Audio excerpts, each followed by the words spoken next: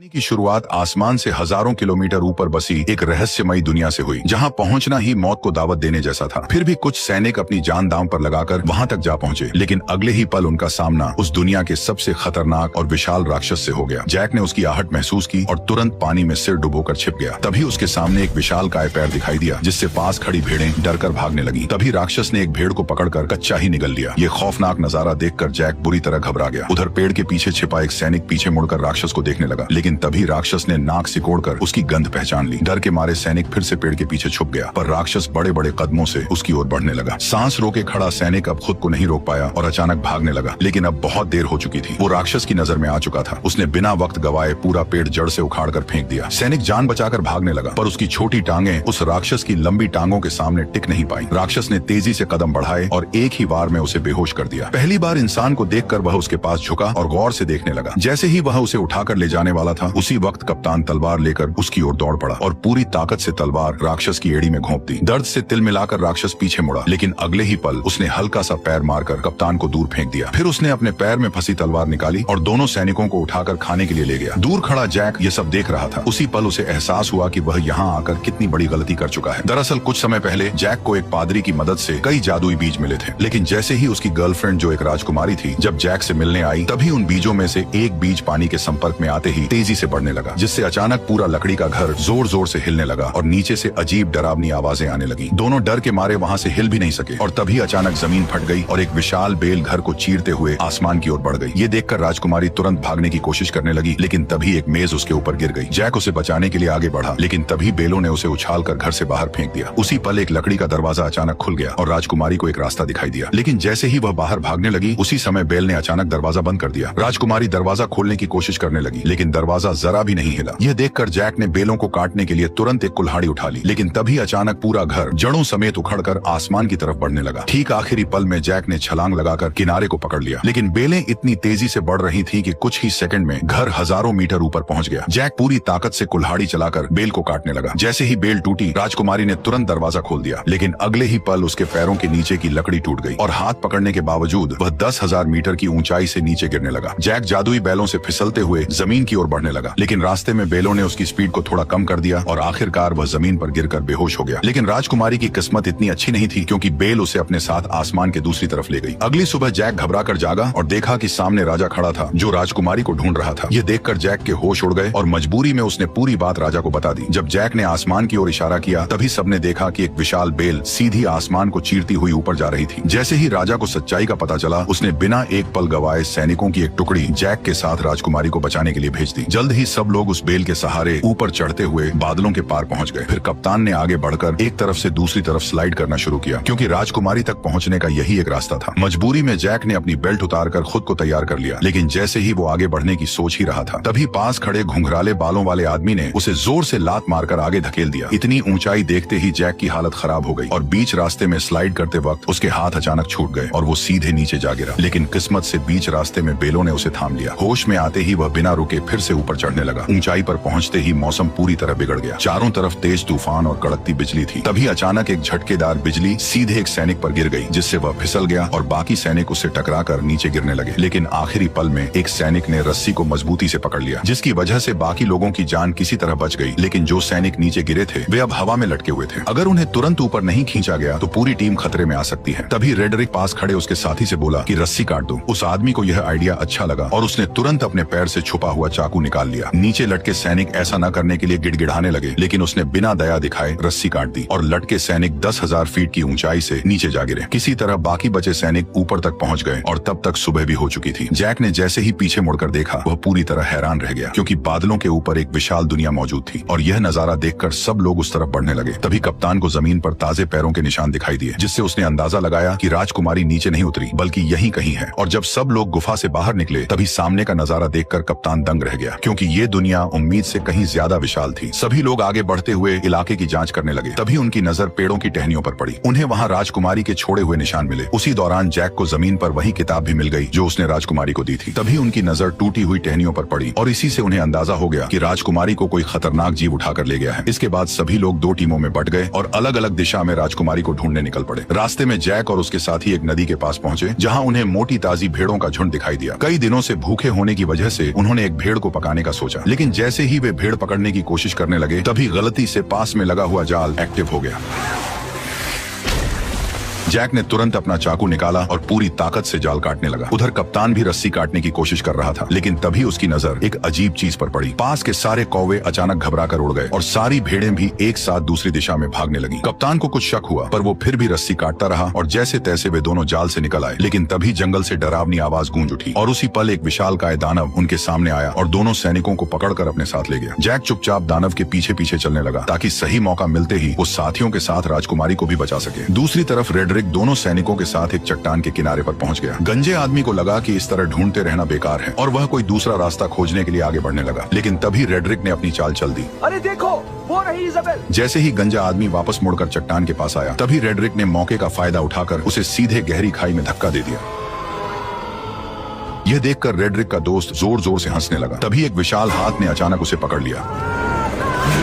ठीक उसी पल पीछे से एक और पहाड़ जितना बड़ा दानव उसके सामने आ गया। रेडरिक डर के मारे वहीं जमीन पर गिर पड़ा और जल्दी जल्दी अपने बैग में कुछ ढूंढने लगा। लेकिन जैसे ही दानव उसे पकड़ने के लिए हाथ बढ़ाने लगा, ठीक उसी पल रेडरिक ने एक चमकता हुआ ताज बाहर निकाल लिया। ताज को देखते ही दानव वहीं रुक गए, मानो किसी अदृश्य ताकत ने उन्हें जकड़ लिया हो। दरअसल ये एक जादुई ताज था। जिसके हाथ में भी ये शक्तिशाली ताज होता, दानव उसकी हर बात मानने को मजबूर हो जाते। उधर जैक दानव का पीछा करते करते उनके ठिकाने तक पहुंच गया और वहाँ का नजारा देखकर वह हैरान रह गया, क्योंकि चारों तरफ खूबसूरत झरने और ऊंचे ऊंचे पहाड़ थे जो किसी स्वर्ग से कम नहीं लग रहे थे। वहीं पर दो सिर वाला दानव राजकुमारी को एक पिंजरे में कैद किए हुए था। फिर वह उसे बाकी दानवों के पास ले गया, जहां सारे दानव इकट्ठा होकर उसकी तरफ देखने लगे। तभी वो दानव भी लौट आया जिसने कप्तान और उस मोटे सैनिक को पकड़ा था। उसने उन दोनों को लाकर पिंजरे के पास फेंक दिया। यह देखकर दो सिर वाले दानव को शक हुआ कि शायद और भी इंसान यहाँ मौजूद हैं। इसलिए उसने जमीन पर पड़े एक मोटे सैनिक को पकड़ लिया और उसकी गर्दन मरोड़कर उसे जिंदा ही निगल लिया। इसके बाद दानव ने उसके कवच को बाहर थूक दिया, पर जैसे ही वो दानव कप्तान को धमकी देने लगा कि वह राजकुमारी को भी खा जाएगा, तभी पास से एक आवाज आई जिसने सबका ध्यान अपनी तरफ खींच लिया। दरअसल वो आवाज किसी और की नहीं बल्कि उसी गद्दार रेडरिक की थी। उसके सिर पर पहने ताज को देखते ही बाकी सभी दानव तुरंत घुटनों के बल झुक गए और उसी पल उसका असली प्लान सबके सामने आ गया। वह सीधे दो सिर वाले दानव के सामने गया और उसे घुटनों पर आने का हुक्म दिया। उसके सिर पर ताज देखकर दो सिर वाला दानव मजबूरी में झुक गया और फिर रेडरिक उसके चेहरे पर पैर रखकर धीरे धीरे चलते हुए सिंहासन की ओर बढ़ गया और उसी पल से रेडरिक दानवों की दुनिया का नया राजा बन गया। उसने इंसानों पर हमला कर पूरी दुनिया जीतने का ऐलान कर दिया। उसकी बातें सुनकर दानव सेना बहुत ज्यादा खुश हो गई, पर दो सिर वाले दानव के दिमाग में कुछ और ही चल रहा था। उधर दानव ने कप्तान को पकाने के लिए उठाकर सीधे चिपचिपे आटे पर फेंक दिया। वह जितना छटपटाया उतना ही उसमें फंसता चला गया। तभी दानव आगे बढ़ा और उसने कप्तान के ऊपर मुट्ठी भर आटा पटक दिया। इसके बाद दानव ने बड़ी ही घिनौनी हरकत की।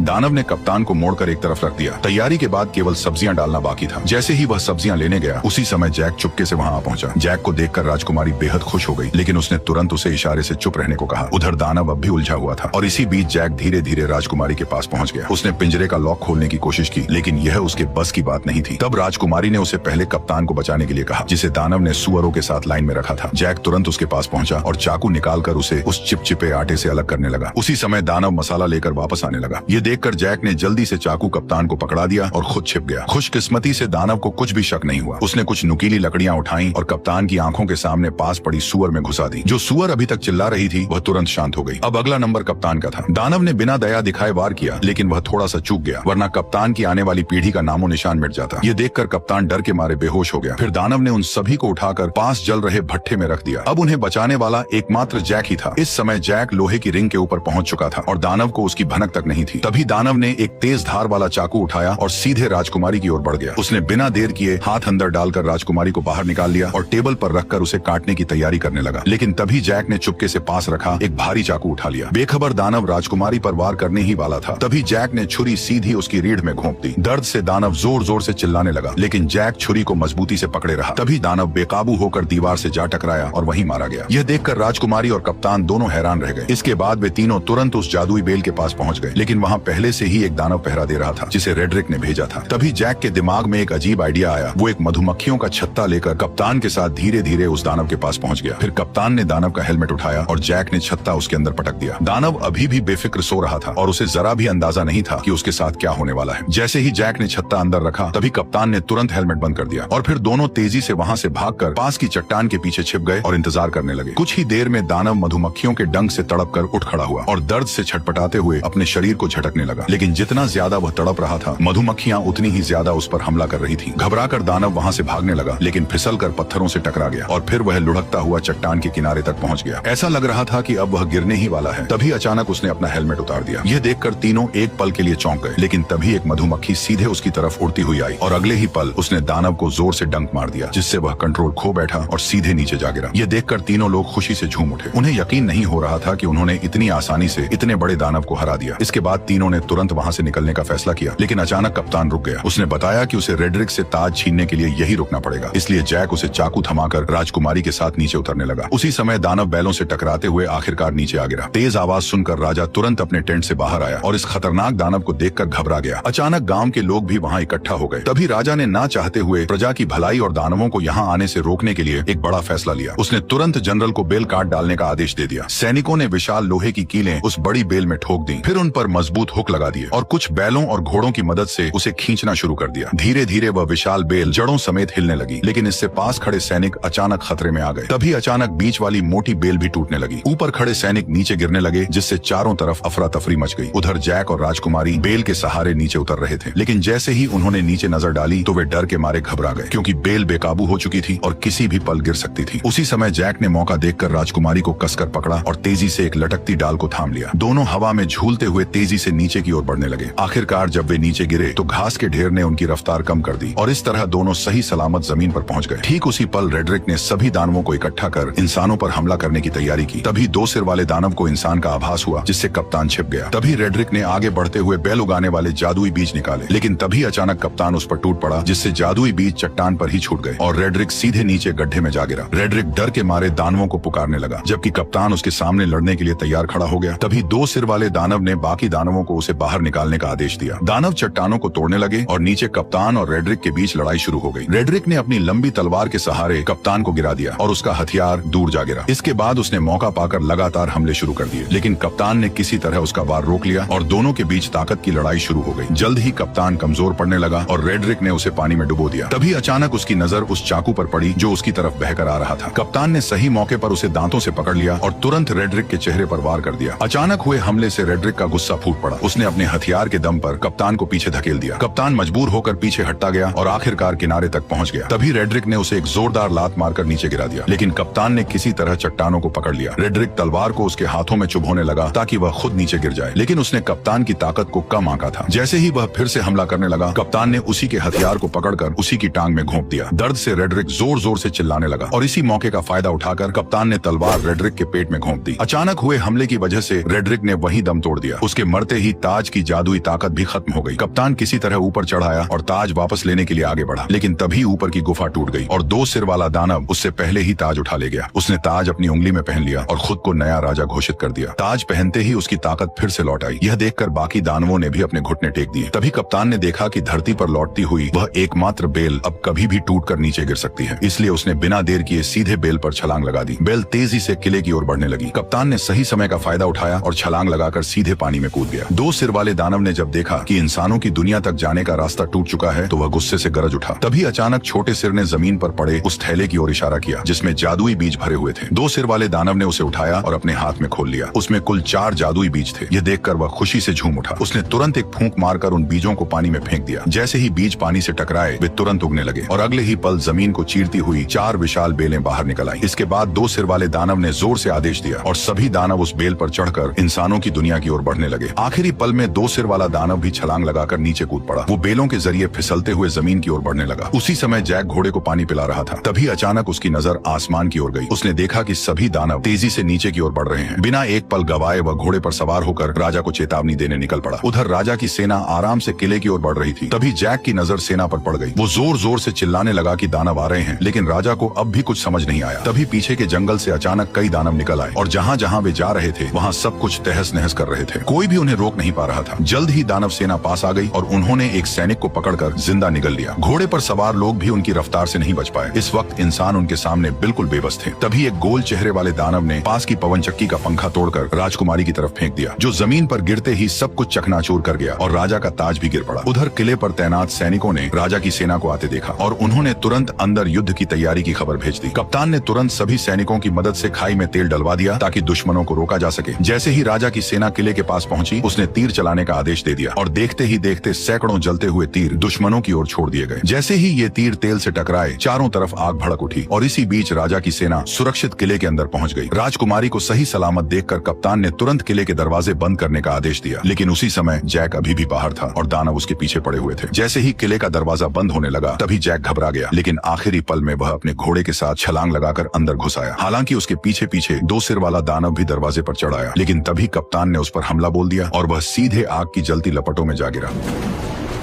जल्द ही आग ने उसे पूरी तरह घेर लिया, लेकिन हैरानी की बात यह थी कि उसके अपने लोग भी उसे बचाने नहीं आए, बल्कि बस खड़े खड़े उसे जलते हुए देखते रहे। उधर लोग अभी आपस में बात ही कर रहे थे कि अचानक आसमान से एक बड़ा लोहे का घंटा तेजी से किले की ओर आया। उसने दीवार को ध्वस्त कर दिया और सीधे नीचे जा गिरा। इससे पहले कि कोई कुछ समझ पाता, अचानक युद्ध का बिगुल बज उठा। तभी 2 बड़े लोहे के हुक किले के दरवाजे की तरफ फेंके गए, जिन्हें दानव मजबूती से खींचने लगे। तभी इंसानों और दानवों के बीच खींचतान शुरू हो गई। असल में यह सब गोल चेहरे वाले दानव का प्लान था, जिसने और ज्यादा दानवों को बुलाकर किले के दरवाजे को तोड़ने का आदेश दिया। अंदर का माहौल पूरी तरह अफरा तफरी में बदल गया। राजकुमारी जैक को लेकर किले के अंदर की तरफ भागी। उधर बूढ़े राजा ने सभी सैनिकों को आदेश दिया कि वे दानवों को रोकने के लिए क्रॉसबो का इस्तेमाल करें। जल्द ही और भी दानव आ गए और उन्होंने पूरी ताकत से खींचना शुरू कर दिया। तभी कप्तान के आदेश पर सैनिकों ने कई सारे क्रॉसबो छोड़ दिए, जो सीधे लकड़ी के दरवाजे पर जा लगे। सटीक निशाना लगते ही सैनिक तुरंत क्रॉसबो गाड़ियों को पीछे खींचने लगे। किले की सेना टुकड़ियों में बट गई और राजा भी मदद के लिए आ गया। वो कप्तान से दानवों की कमजोरी पूछ ही रहा था कि तभी आसमान से एक जलता हुआ पेड़ गिरा, जिसने सैनिकों को अलग अलग बिखेर दिया।